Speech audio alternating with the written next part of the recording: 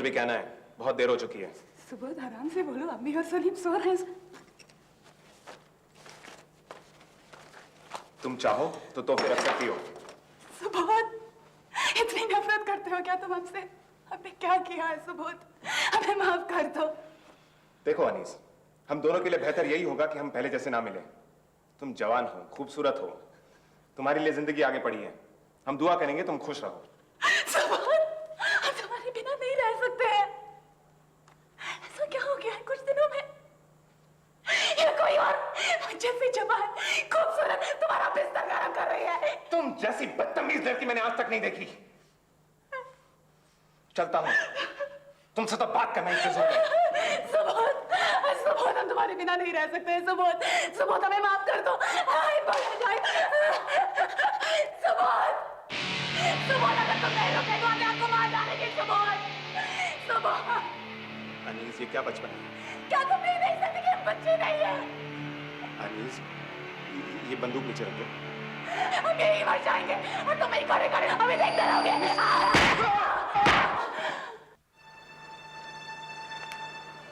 मेरे दिल की मलिका, डॉक्टरी करते करते कभी भूल जाता हूँ कि कोई है जो इस डॉक्टर को नहीं, इस इंसान से भी मिलना चाहता है।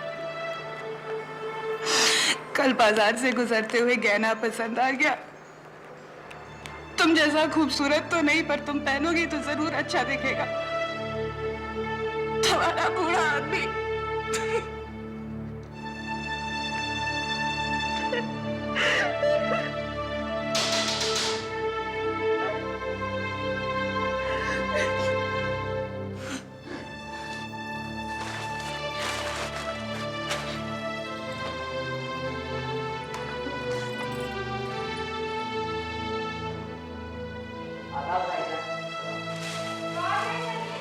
मैं हूँ अम्मी, अब्बू की बरसी का सामान लाया हूँ। अरे छोटी भी आप यहाँ, वो भी गुलाबी कपड़ों में? मुझे लगा मैंने आपको बाजार में देखा है, वो भी नीले कपड़ों में। अच्छा, स्कूटर के पीछे थी, डॉक्टर सुबोध के साथ। मुझे लगा आप हैं, लेकिन वो जो भी थी बिल्कुल आप जैसी थी। ये सामान कहाँ रखूं? कब देखा था तुमने? तकरीबन आधा घंटा पहले। ये सामान कहाँ रखूं?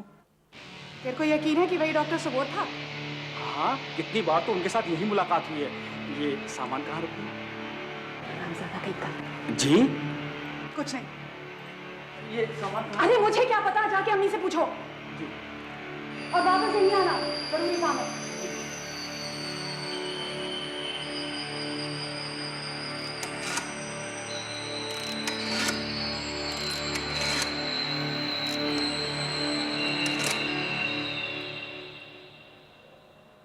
हेलो, हम अनीस बोल रहे हैं। हाँ, पहचान लिया। बहुत नाराज हो? इतने दिनों से कोई खबर नहीं। मैं बिजी हूँ, बोलो क्या काम है? हम क्या तुम्हें सिर्फ काम से मिलते हैं या फोन करते हैं? तुम्हें ये तो कहा था कि तुम मुझसे नफरत करती हो। आज दोपहर को वो लड़की कौन थी तुम्हारे साथ स्कूटर पर? तुमसे मतलब? हमसे कोई मतलब नहीं। अनीस, मुझे राउंड पे जाना है। साफ साफ क्यों नहीं कह देते? अगर बात नहीं करनी, मिलना नहीं है तो साफ साफ कह दो। हम तुम्हारी चिट्ठियों का क्या करें और तुम्हारे तोहफों का? वापस ले जाओ, हमें नहीं चाहिए कुछ भी। बस एक बार घर आ जाओ, फिर चाहे कभी मत आना। अगर तुम्हारी चिट्ठियां हमारे पास रहे तो हम तुम्हें भूल कैसे पाएंगे? ठीक है, ड्यूटी के बाद मुझे कुछ काम है, मैं रात को आता हूँ।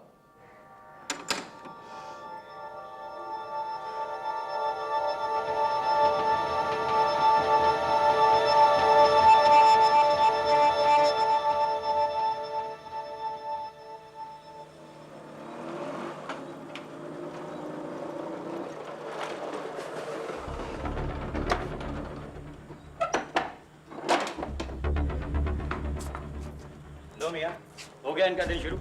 ना किसी की कोई इज्जत और ना कोई मोहल्लेदारी की फिक्र। लेकिन छैला बड़े दिनों बाद दर्शन देने आया है। अरे छोड़ो, हमें क्या। आओ।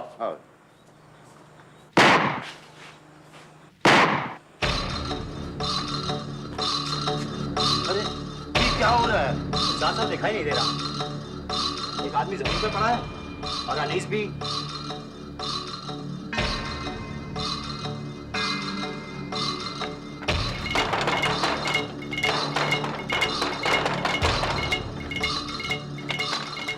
मैं घर पे हैं। वो तो शायद से बाहर गए हैं। क्या हुआ? नहीं कुछ नहीं।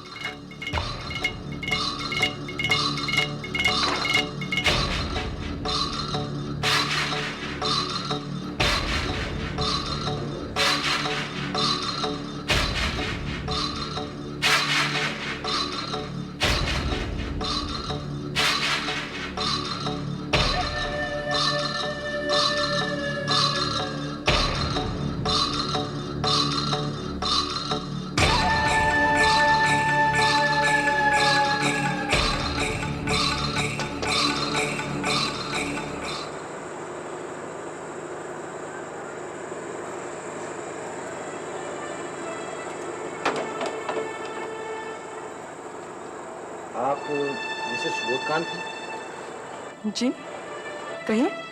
आप घर पर अकेली हैं? जी हाँ, अकेली हूँ। बात क्या है? आप अपने कुछ रिश्तेदारों को बुलवा लीजिए। क्यों? मुझे अफसोस है कि डॉक्टर सुबोध कांत एक दुर्घटना में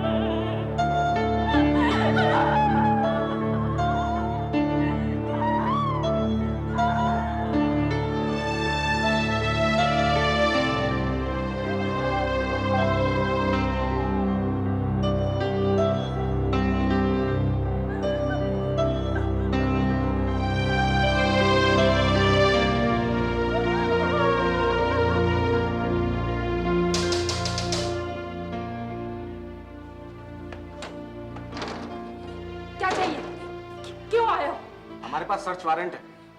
हमें आपके घर की तलाशी लेनी है। क्यों? हमने क्या किया? मैं कहाँ कह रहा हूँ कि आपने कुछ किया है, मगर हमें आपके घर में एक लाश मिली है, एक कत्ल हुआ है। इसकी तलाशी तो हमें लेनी ही होगी। आओ तुम दोनों इधर की तरफ जाओ।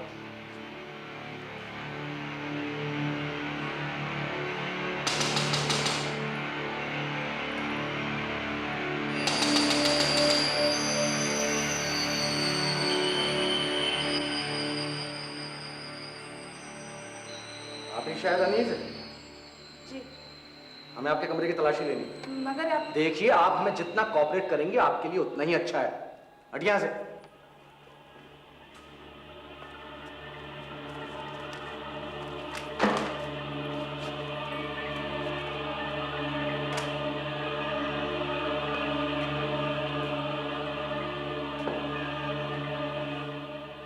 उठिए, उठिए यहाँ से।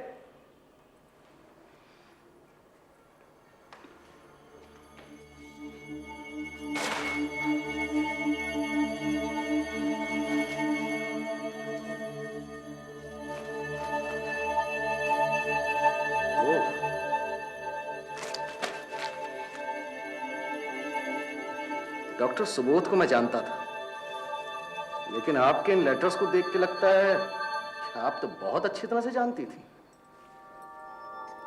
ले जा रहा हूं इनको मैं।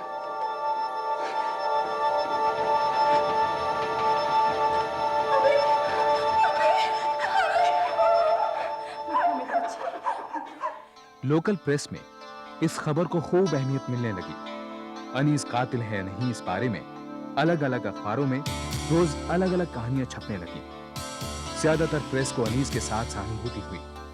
उन्होंने उसे सुबोध का कातिल नहीं माना, लेकिन कुछ अखबारों ने सुबोध की पत्नी कामिनी के साथ अफसोस जताया। आप कभी मिली हैं अनीस से? एक बार, लेकिन फोन पर आवाज खूब सुनी है। बहुत फोन किया करती थी। बेटर, मेरा भी लिहाज नहीं करती थी। इस हादसे से एक दिन पहले भी फोन किया था? जी हाँ, और बहुत बदतमीजी से बात की थी। डॉक्टर सुबोध हैं क्या? जी नहीं। आप कौन? क्या आप आज दोपहर को उनके साथ बाजार में स्कूटर पर थी? आप बोल कौन रही हैं? ये हमारे सवाल का जवाब नहीं है। क्या आप उनके साथ थी? आपसे मतलब? आप हमें बताएंगे या नहीं? पहले आप अपना नाम बताएंगी और जरा तमीज से बात करेंगी।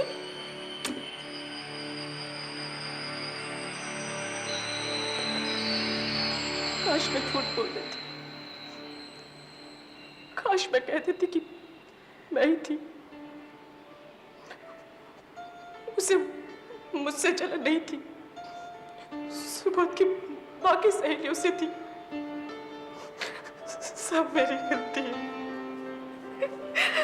मैंने ही अपने पति की जान ले ली।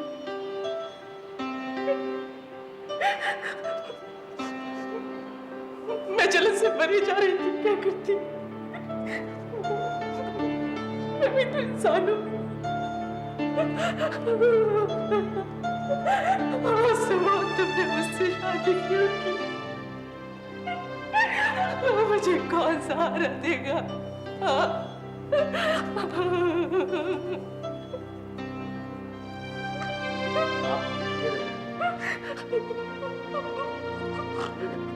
हमने राशि मियाँ की नौकरी छोड़ दी है। अब देखिए ना साहब, उस खानदान से हमारा कुछ लेना देना नहीं है। क्यों? अब देखिए ना साहब, हम तो गरीब लोग हैं, मेहनत मजदूरी करके पेट पालते हैं साहब। हम किसी का खून तो नहीं करते, किसी का पेट तो नहीं काटते साहब। हमें तो बहुत डर लग रहा है। डर? किससे? सर वो अनीस मेम साहब से। आप देखिए ना साहब, हमने उन्हें ये क्या बता दिया कि हमने डॉक्टर सुबोध के पीछे किसी को स्कूटर में बैठे देखा है बाजार में साहब। वो तो हमारे पीछे ही पड़ गई। जकी! जकी! ये छोड़ी भी चलो अभी चलो, वहां जाओ तुम इस हरामजादी को लेकर। मेरा सामान अब चलो। साहब, मैं अनीस बी को बाजार ले गया, वहां डॉक्टर सुबोध का ना पाकर वो तो जैसे पागल हो गई साहब, पागल। हमें बहुत डर लगा। ठीक है, मुझसे पूछे बिना शहर छोड़कर मत जाना। जी जनाब। करीबन 2 साल हो गए सर, और 2 साल से हम यही देख रहे हैं, और हम तो पहले ही जानते थे कि ये सब होने वाला है। करीब 10:30 या 11:15 बजे होंगे, तब वो आया। दरवाजा किसने खोला हमने नहीं देखा।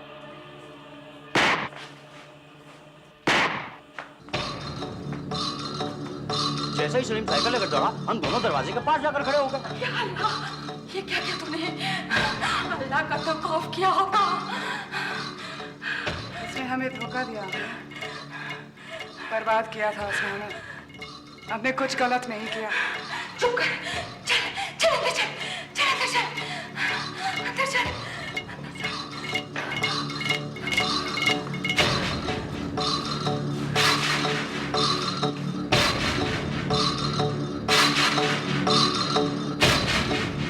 अदालत में भी यही बयान दोगे?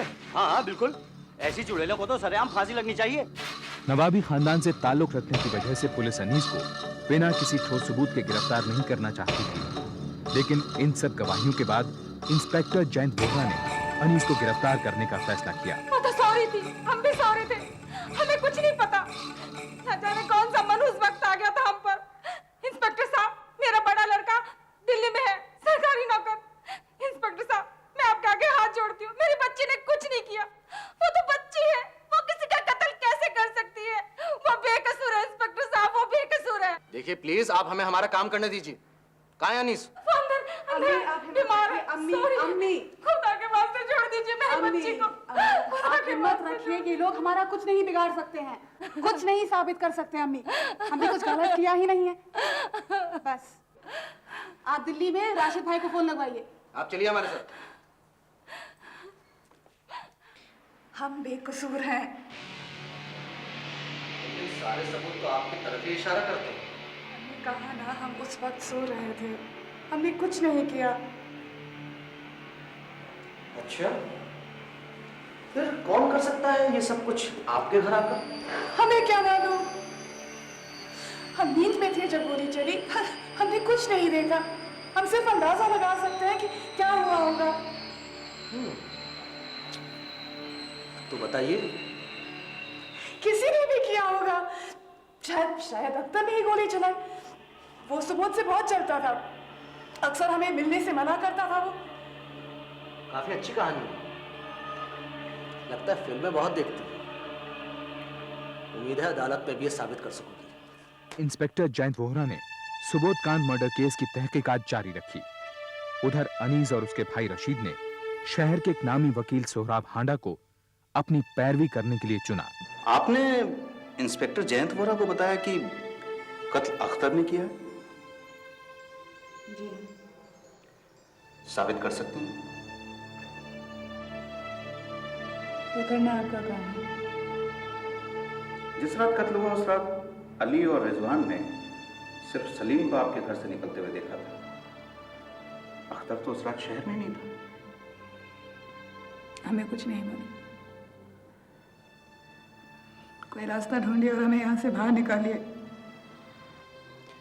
सच सच बताइए कि क्या हुआ था।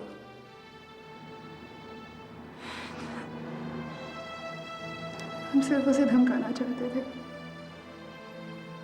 उसके खत लौटाने के बहाने हमने उसे घर बुलाया। जल्दी से कहो जो कुछ भी कहना है, बहुत देर हो चुकी है। सुबोध आराम से बोलो, अम्मी और सलीम सो रहे हैं। तुम चाहो तो तोहफे रख सकती हो। सुबोध, इतनी नफरत करते हो क्या तुम हमसे? हमने क्या किया है सुबोध? हमें माफ कर दो।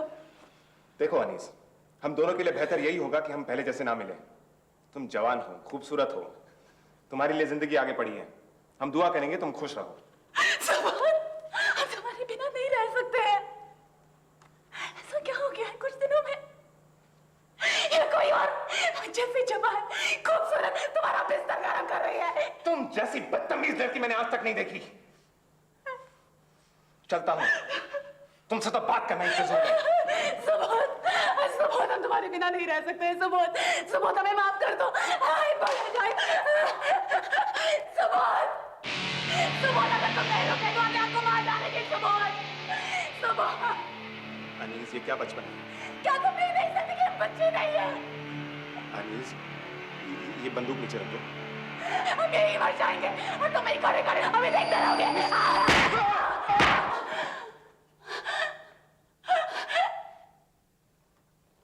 बंदूक कहां से मिली थी? हमेशा हॉल में लटकी रहते हैं। हमें नहीं मालूम था कि वो भरी हुई है। धक्कम धक्की में गोली चल गई। 2 गोलियां? जी हाँ। सच कह रही हैं आप? तो फिर इंस्पेक्टर जयंत वोरा ने अपनी छानबीन पूरी की और अनीस का केस भोपाल के सेशंस कोर्ट में पहुंचा। सरकार की तरफ से पब्लिक प्रोसिक्यूटर थे अमन प्रताप सिंह। अदालत की बहस काफी दिन चली। अली और रिजवान की गवाही अदालत में अहम साबित हुई। हम आपको वही बता रहे हैं साहब जो हमने देखा। कत्ल की जगह से तकरीबन हम 50 मीटर दूरी पर होंगे जब ये धमाका हुआ और हम घर की तरफ दौड़े। हम जा ही रहे थे कि एक धमाका और हुआ। उस वक्त हम करीब 25 मीटर दूरी पर होंगे। जब हम घर पहुंचे तो हमने देखा कमरे में काफी रोशनी है। हमने खिड़की की तरफ जाकर देखा जब, तो पता चला कि अनीस बीवी वहां खड़ी है और उनके हाथ में बंदूक है। उन्होंने हमें बिल्कुल नहीं देखा, जबकि हम पास ही खड़े थे। यही कोई 10 मीटर की दूरी पर हमने साफ साफ सुना कि अनीस बी ने डॉक्टर सुबोध को बुरी बुरी गालियां दी और अपनी अम्मी से कहा हमने कोई गलती नहीं की। योर ऑनर, इस बात में कोई बहस नहीं कि मुजरिम अनीस और डॉक्टर सुबोध में नाजायज संबंध थे और कत्ल की रात मुजरिम अनीस ने डॉक्टर सुबोध को अपने घर बुलाकर बेरहमी से कत्ल कर दिया। ये बात अभी साबित नहीं हुई है योर ऑनर। अली और रिजवान की बातों से कुछ भी साफ नहीं होता है। ये सर्कमस्टेंशियल एविडेंस का केस है your honour. Your honour, Ali और रिजवान की गवाही से यह साफ है कि उन्होंने कत्ल के कुछ पल बाद ही मुजरिमा को बंदूक के साथ उसके घर में देखा था। योर ऑनर, उस बंदूक पर मेरे मुवक्किल अनीस के फिंगरप्रिंट्स नहीं हैं। साफ बात तो यह है योर ऑनर कि अनीस जलन के मारे पागल हो गई थी, ये जानकर कि डॉक्टर सुबोध और भी औरतों में दिलचस्पी दिखाते थे। जक्की की गवाही से यह साफ है। गवाह झूठे भी हो सकते हैं योर ऑनर। उनको मारना मेरे मुवक्किल का मकसद नहीं था, वो महज एक एक्सीडेंट था। सारी दलीलें सुनने के बाद ये अदालत अनीस अहमद बशीर को दोषी मानती है, लिहाजा उसे आईपीसी की दफा 302 के तहत ताउम्र जेल में रहने का हुक्म देती है। अनीस ने इस फैसले के खिलाफ पहले हाई कोर्ट और फिर सुप्रीम कोर्ट में अपील की, लेकिन दोनों ही अदालतों ने सेशंस कोर्ट के फैसले को सही माना। अनीस ने 4 साल जेल में बिताए और उसके बाद उसे प्रेसिडेंशियल पार्डन मिल गया। अनीस का भाई रशीद उस समय प्रेसिडेंट